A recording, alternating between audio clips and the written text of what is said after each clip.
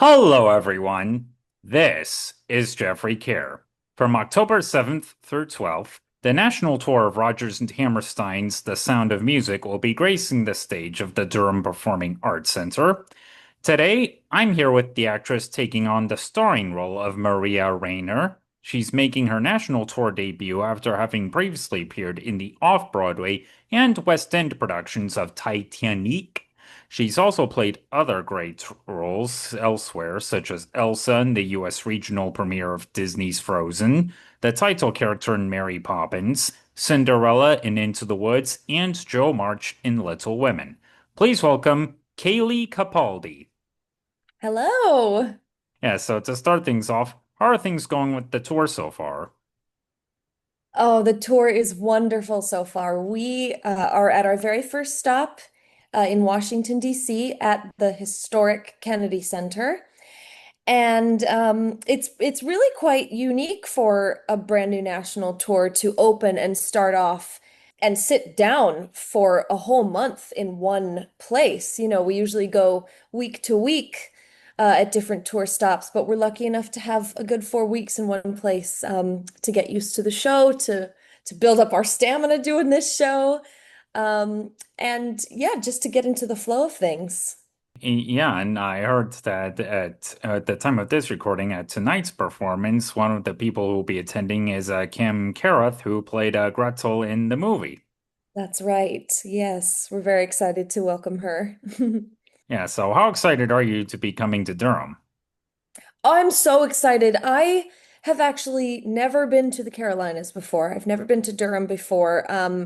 And so I'm so excited to change that, to remedy that, and to explore this city. I've heard nothing but the most wonderful things about it. So yeah, us as we as a cast are really excited to come to the DPAC and to see your beautiful city. And for over 65 years, The Sound of Music has been one of the most beloved musicals in the world. Do you remember the first time you ever saw it? I do. So I didn't have the privilege of seeing the show on stage before I was actually in it. The first exposure that I had to the story was the film, as I think a lot of people come to this show now. But yeah, I just have really lovely, warm memories of around the holiday season watching the film with my family. And I do remember from a very early age just being entranced by Julie Andrews and just being in total awe of her performance. She is, in every sense of the word, a legend. And the her version of Maria is so beautiful and unapologetically authentic. And I was really inspired by that when it came time to figure out how I was to put my own spin on the role. Well, yeah, I was planning to ask, about how, so many actresses have taken on the role of Maria Rayner over the years, from, Mary Martin, who originated it on Broadway, to Julie Andrews in the film, to even Florence Henderson when she started the very first national tour. So, how do you make it your own? How do you make it your own? It's a great question. It's definitely a daunting task when you first approach it. At its core, I basically just went back to what the words were on the page, what the lyrics were in the score, because I think those held the answers. The words that Maria says, the things that others say about her, that's where the truth of the character lies. And especially in the songs, because I think that what's so great about musical theater song is that there is very little opportunity to hide behind a lyric. There's something very vulnerable and raw about singing what your character feels, because it's often some of their most truthful, authentic feelings. I also brought into this interpretation of Maria myself. I relate to the character a lot. I understand what it is to feel, the pressures of society, of the people around you, of the expectations around you to, conform and be exactly what other people need you to be.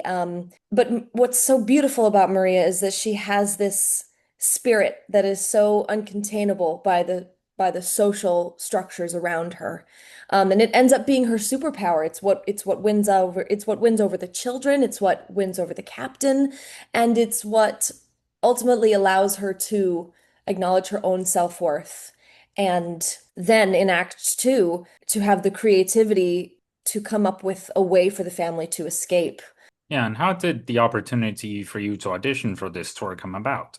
I auditioned for this tour back in December of 2024. I submitted a self-tape at first, and then I came in for two in-person auditions. That was my first opportunity to meet Jack O'Brien, our brilliant director. And from the very first moment of meeting not just Jack, but our entire creative team, I felt that there was something very special amongst these people. Not only their rich experience with this piece, because we are lucky enough to have the same creative team that launched the tour back in 2015, 10 years ago, but also their determination and their humility to acknowledge that while the tour 10 years ago was wonderful and brilliant and wildly successful, there was still a lot that they wanted to explore, fix, rediscover, and restage in our production. That's what's so wonderful about Jack O'Brien is that he is such a genius, but he never lets that genius get in the way of his creative process. You know what I mean? He is so selfless in that he serves the art and he gives his whole self over to the piece. Whether that means, yes, I like what we did last time, let's find out what that means on this group of actors, or I didn't like what we did last time, and I can admit that. And he has humility to say that, and that's very inspiring and disarming as an actor, because that's not something that you often come across in this industry. It engenders a lot of trust and collaboration. And that spirit of collaboration has existed throughout this entire process. Well, yeah, and as you alluded to, this touring production is directed by Jack O'Brien, who's not only a legendary three-time Tony-winning director, but he also previously helmed the show when it last went out on the road about a decade ago. What does he like to work with? Like I said, Jack is such a wonderful collaborator. He is just an endless source of inspiration to us actors. Every time he opens his mouth to say something at a note session or at the start of a day or at the start of a rehearsal run or after our first public performance, um, it feels like a TED Talk. He has so much wisdom in his experience, and he is also very giving of his time and his energy, and he makes sure that every single cast member understands their own characters. No matter how much time we as an audience spend with those characters, we know our characters' objectives, we know their history, and it really creates such a beautiful, rich tapestry, because without any one of our ensemble members, this show would be incomplete and wrong.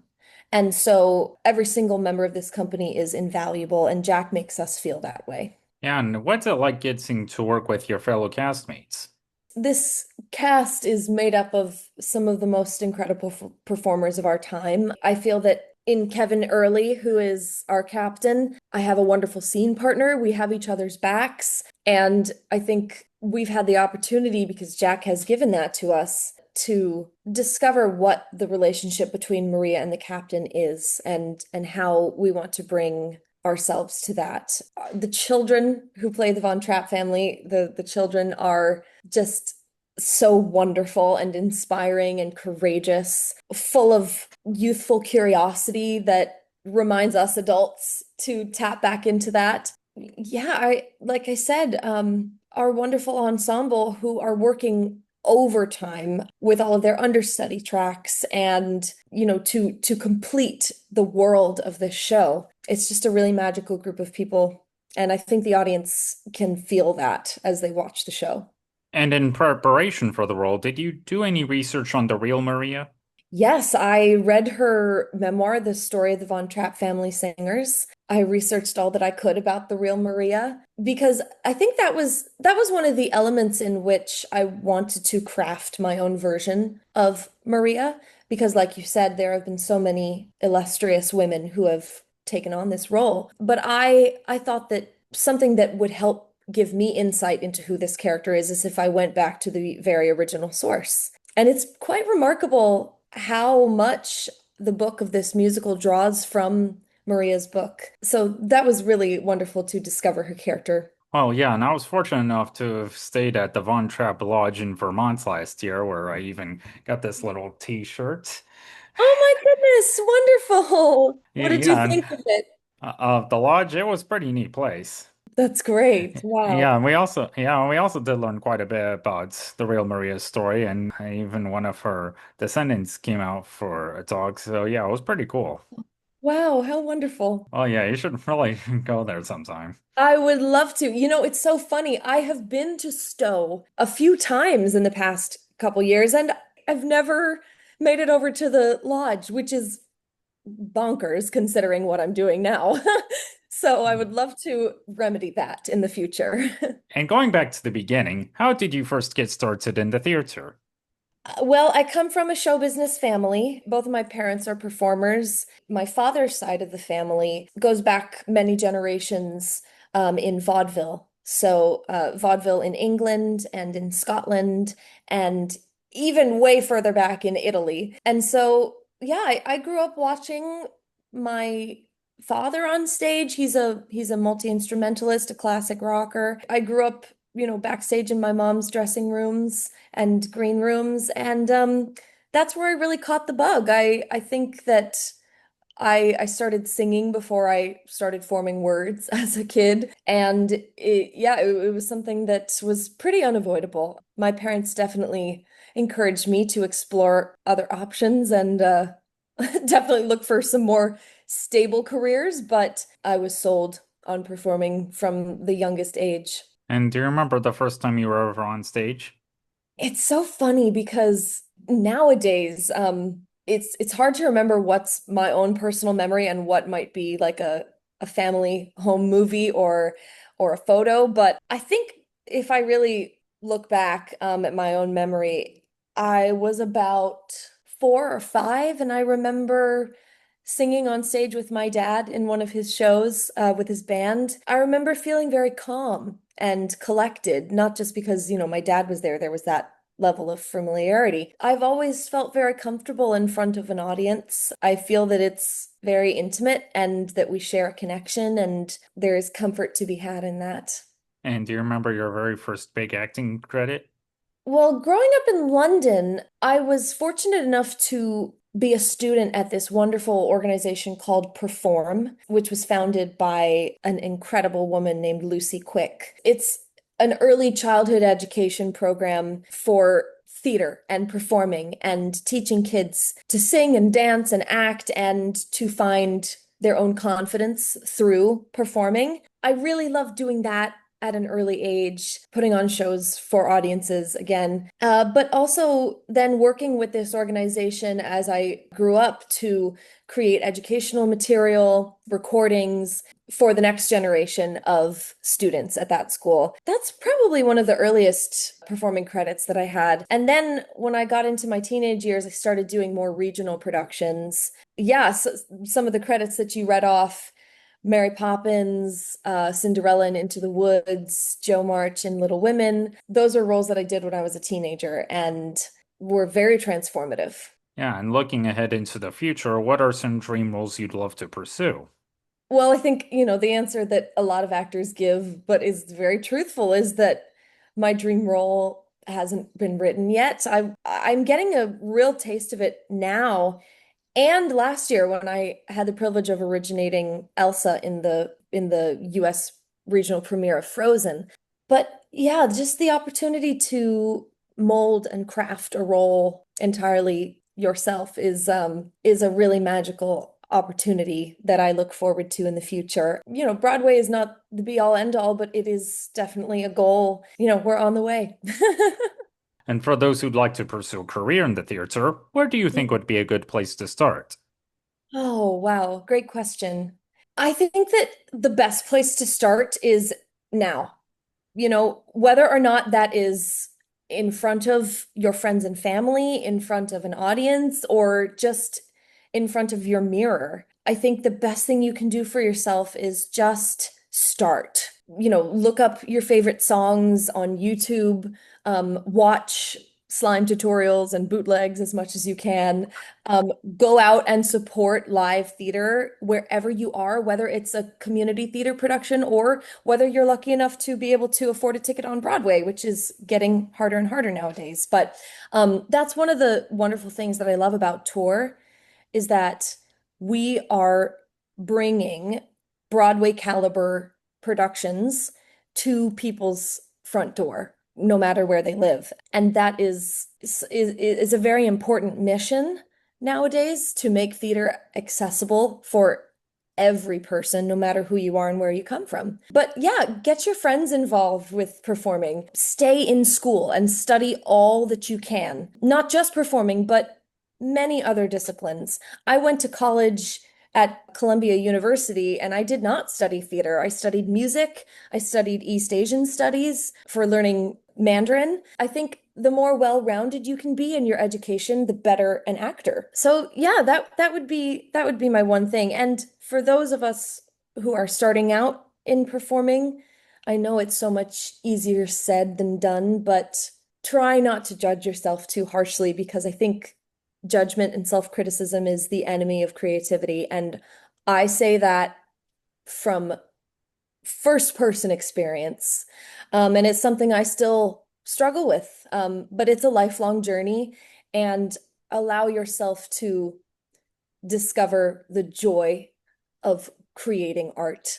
And Cayleigh, I thank you very much for devoting your time to this conversation. It was great getting to talk to you.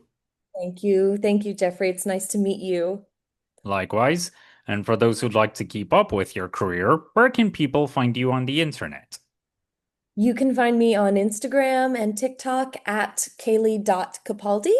You can also find me on my website, www.cayleighcapaldi.com. And be sure to follow at Sound of Music on Tour and visit our website, soundofmusicontour.com, for upcoming tour dates. And be sure to catch The Sound of Music at DPEC. It'll be running from October 7th through 12th. You can find more information through a link in the episode notes. So thanks again for joining me today, Cayleigh. This was great. Great. Thank you, Jeffrey.